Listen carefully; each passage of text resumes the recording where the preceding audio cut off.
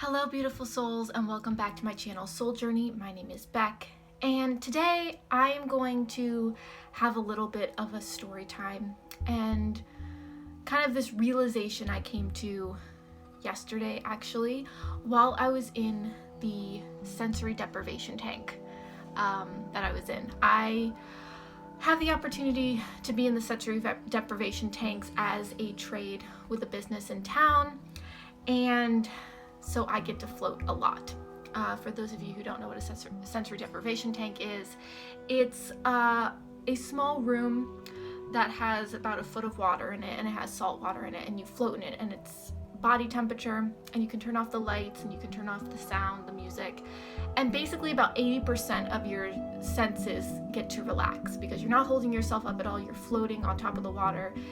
And so your mind goes into this real rest state and this real kind of awakened state, and it just comes into this, it can come into a very meditative state.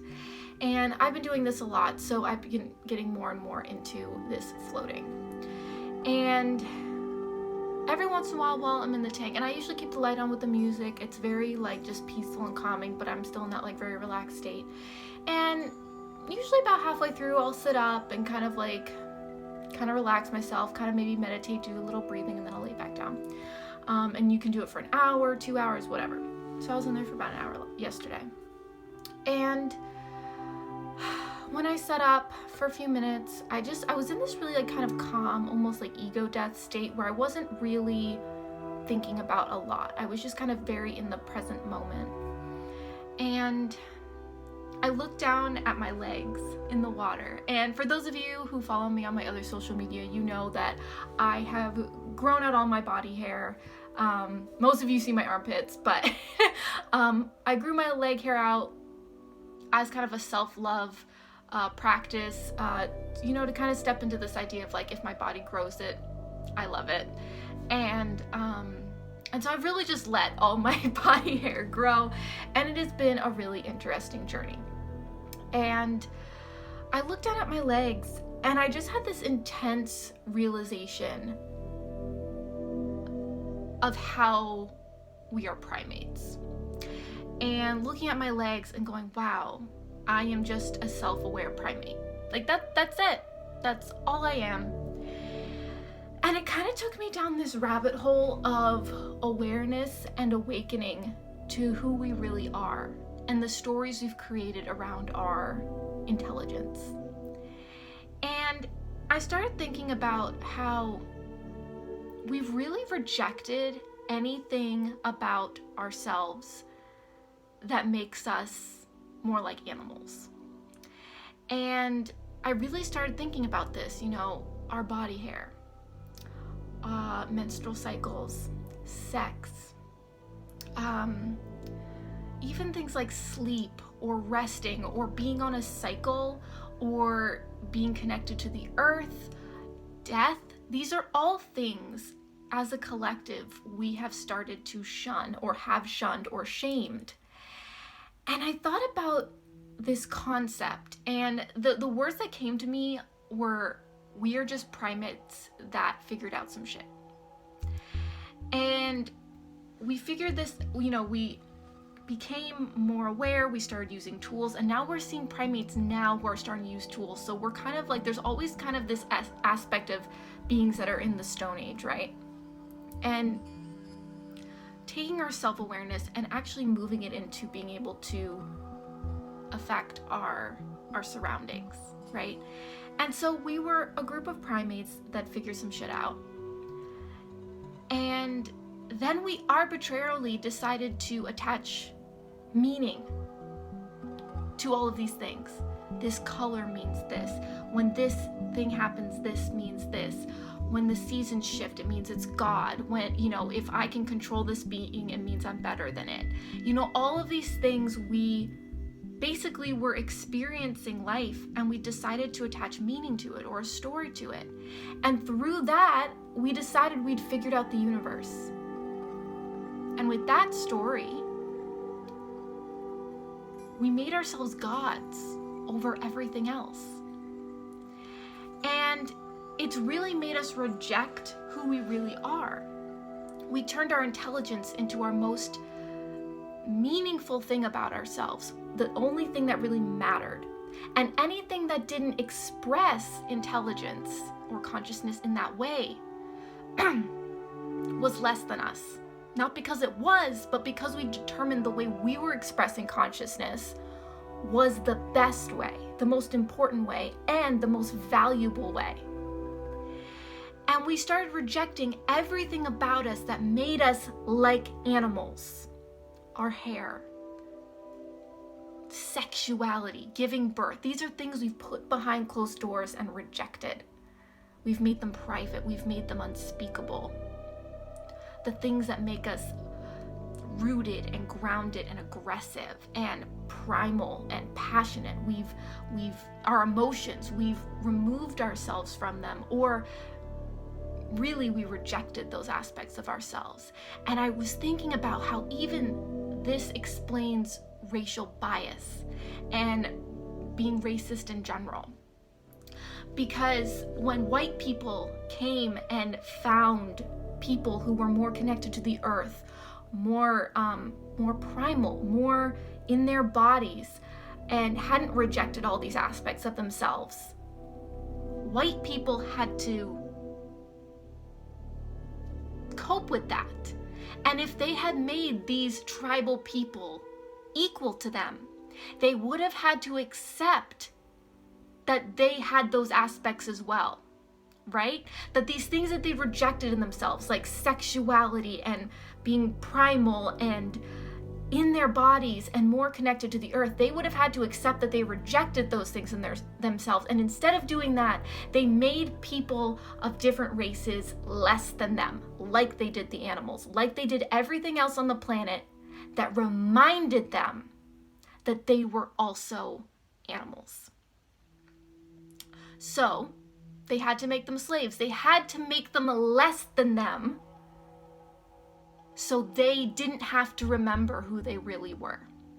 Because if they said, oh, these people who are primal, these people who are connected to the earth, these people who have not rejected themselves, if they're like us, that means we're like them. And they had such intense cognitive dissonance about who they were really as animals, as beings, as primal creatures, that they couldn't do that. And they made themselves important. And even in the way they created their gods, right? They say God created us in his own image, when we really created God in our own image.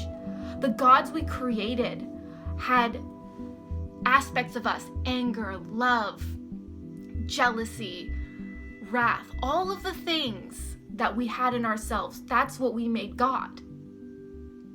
And then we said, God said we were the most important beings on the planet, that God created the earth for us, that the animals were subservient to us, that they would serve us, even that women were below men. We decided what God looked like, and then we decided what God had created us to be, which was better than everything else. Not mere mortals, but gods in physical form. And what's interesting about this is I personally believe that we are divine. I believe we are sacred beings. I believe our consciousness is valuable and our experience is valuable and magical and unreal. But what I don't agree with is that everything else's experience is then less than that. I believe because we figured some stuff out and we could overpower other things, that we decided that made us better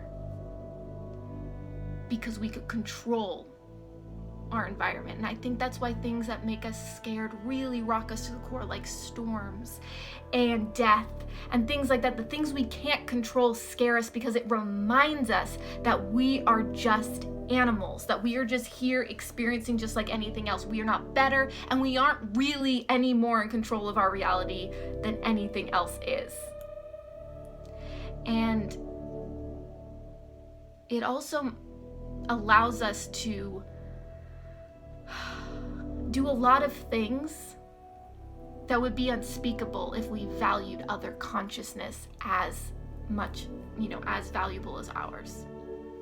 If we started valuing animal life the way we value our own consciousness, and we saw it as just another way of expressing consciousness or intelligence, we couldn't do so many things that we've deemed okay because we are more important, we're more valuable. We can cage them, we can slaughter them, we can rape them and reproduce them and make them do our bidding and keep them in cages, and all of those things that would be terrible to do to another human, we've deemed okay to do to other beings because they are less than us, because their intelligence, their consciousness, we've decided is less than ours. And that's only because we've rejected all the things that have made us like them, that are still like them. Our bodies, our desires, everything that makes us animal, we've rejected because if we admitted we were like them, our entire self-concept would fall apart.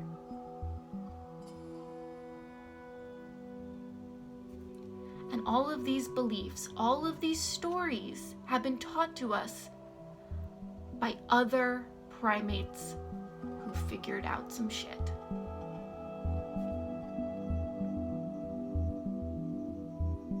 Are these stories working for us anymore? Are these the stories that feel good to us? Do they even make sense? Or are they causing us pain and rejection of other beings and ourselves and not really truly grasping not only our potential because we put ourselves in a box, but the richness of what life can be, more connected to the earth, more in alignment with our cycles, more gentle with ourselves, understanding our bodies and our desires and our wants as not these random animalistic urges, but something that guides us, like sonar, like our instincts. Have we rejected the aspects of ourselves that could help us actually survive in a healthy, sustainable way on this planet, as a community, as a collective? Have we rejected the aspects of ourselves that need community, that realize we are pack animals? We've rejected even that aspect of ourselves, that to be an adult, to be valid, we have to take care of ourselves and stand on our own 2 feet and not need anyone else, which is fundamentally flawed. Unless you are literally living up on a mountain by yourself with no one else, we are all needing others and connection and validation and love.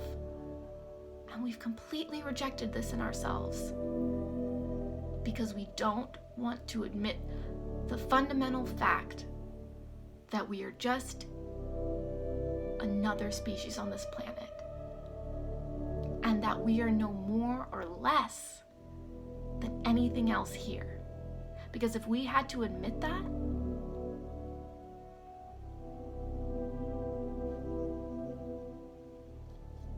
our self-importance would have to go away, and that would have to change a lot of how we interact with not only other beings and animals and plants in our world, but each other.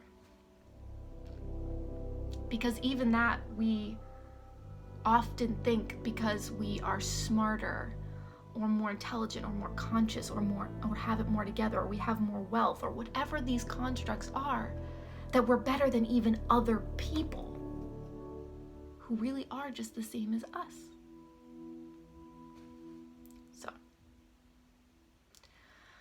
I think it's time to take a deep look at the stories that we have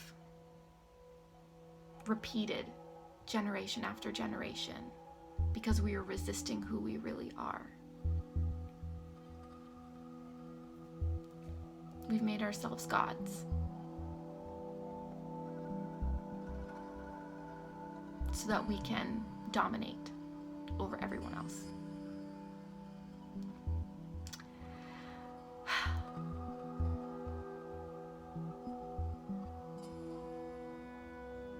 And I think it's time we really start to reevaluate that belief system.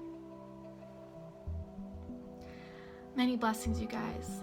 Namaste. And don't forget, it is all about the soul journey.